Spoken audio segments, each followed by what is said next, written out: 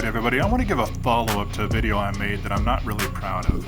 I said some things about Moto Guzzi and the owners that just weren't true and were hurtful to the community overall. So this video is to set the record straight. Over 3 years, I've owned two V11 Le Mans, both the same color, both the same year, but one in showroom condition. Both proved to be phenomenal machines and thoroughly reliable. I cannot fault them for anything. As for the ownership experience, what I have learned is these bikes are loved and for good reason. The people that buy them are some of the most passionate motorcyclists I have ever met and some of the coolest people around. I don't like to name names in my videos, but I am going to make a few exceptions. Enzo Miller of Cadre Cycles near Cincinnati, Ohio, runs one of the best dealerships around, which happens to be a Guzzi dealer. My first meeting with Enzo, I was greeted with a smile, and when I asked about a BT85, he grabbed his helmet and said, "Let's go for a ride." Enzo is truly passionate about motorcycles and will go out of his way to help. Another name is the Guzzi doctor outside of Chicago. John knows everything about Guzzis and always has some incredible bikes around the shop. For parts, there's MG Cycles, which will carry everything you need or do their absolute best to find it. Unlike many parts warehouses, these guys actually know what they're talking about, which unfortunately brings us to another problem. Piaggio itself is a horrible company, and it feels like at a corporate level, they hate their customers. Their parts catalog is horribly disorganized, and getting parts is a challenge. Some other dealers, who I will not mention, are almost uninterested in dealing with Moto Guzzi customers. I think this probably has to do with the way dealers are treated by Piaggio,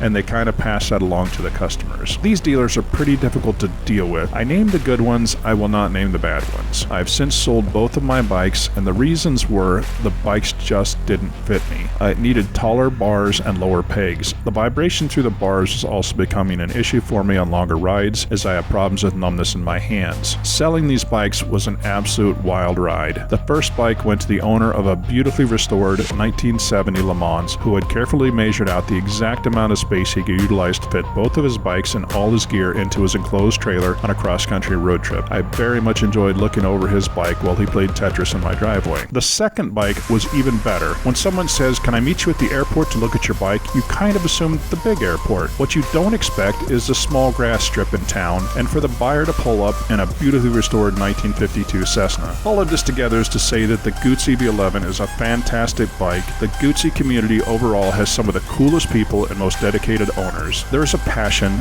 not just for the bikes, but for the actual art of riding itself that just isn't present with other brands. I don't know when another Guzzi will appear in my shop, but they're always welcome.